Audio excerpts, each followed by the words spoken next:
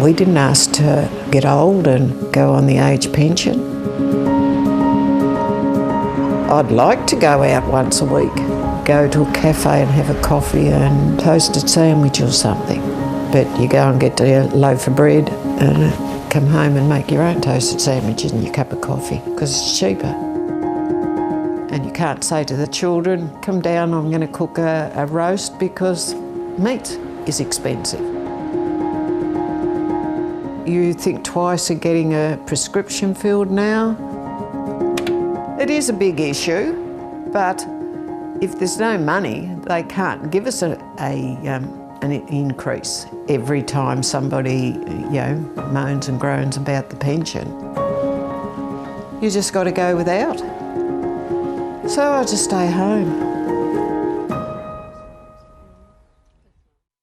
And it's going to be a powerful report tonight on ABC News Sunday, looking at, the perspectives of older Australians in many different parts of the country, because this has been one of the issues particularly that's arisen and gained more focus throughout the pandemic, hasn't it? Yes, certainly so. And we're all dealing with the cost of living issues. We're all feeling it with the grocery prices rising and petrol prices rising as well. And just general living is feeling very expensive at the moment. But for someone who doesn't have that wriggle room, who's perhaps on the age pension, doesn't have that wriggle room for prices to go up, it can be really, really challenging. So let's unpack this a bit more, these issues. We're joined now by Henschke, who's the Chief Advocate for National Seniors Australia. Thank you so much for joining us, Ian. Good to have you on the program.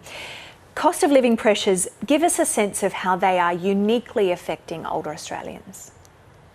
Well, I think the thing we have to remember is that we've got pension poverty in Australia. The OECD says that about 1 in 4 Australian pensioners lives in poverty. And so these cost of living pressures hit them very hard. 500,000 pensioners only have the pension to live on.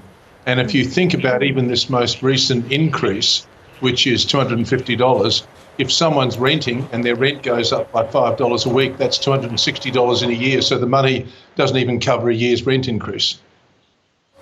As you say, they are eligible for this $250 cost of living payment. What else would you like to have seen change?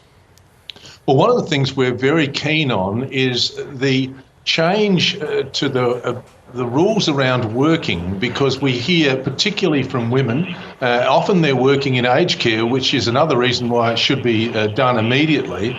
And that is that when they work more than 1 day a week, they lose 50 cents off their pension. 50 cents in the dollar off their pension, and they also pay income tax. So we've got a system effectively set up to stop pensioners working rather than encourage them to work, and those that are doing work are not doing extra work. And a classic example was during COVID, a nurse at the Robina Hospital did a stint there.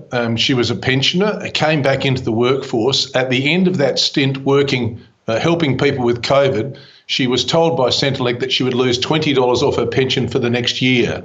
Now, it would be much simpler just to change the rules around that so that people just pay income tax on top of it. And you could adjust the income test so that only those that fell under the income test would be getting this benefit. And if the government's worried about it, bring it in for COVID while COVID's there. I mean, we put a submission in saying that we want this to happen as soon as possible, and we hope that Labor and the government both make this part of their election campaign, because it's crucial. And we've also got a huge shortage of workers, so it would have done a number of things to help provide more workers, particularly, as I said, in aged care.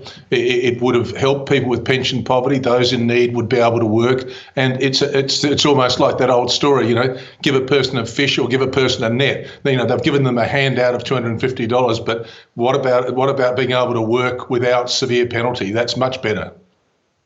Been a big topic of conversation this week, aged care, given after we've had the budget and the Labor's budget reply, and in particular with Labor's budget reply, aged care was a central issue. What do you make of what's being presented by both major parties on this issue? Well, I mean, we've had 20 inquiries in 20 years, I think, into aged care, and we wouldn't have even been having a Royal Commission unless the ABC had done that two-part Four Corners series. So I must say, thanks for highlighting it. It's also become the number one election issue in two states. I think a poll said South Australia and Queensland. So it's very important from a political point of view that they get it right. Scott Morrison promised when he announced the Royal Commission that he would restore faith in aged care. And now that's up to the voters to decide on that one. Mr Albanese said nothing in his budget reply speech last year, and then this year he made it almost a key focus. So people are watching and they're going to say to themselves, well, is either of these two major parties going to be able to restore that faith in the aged care system?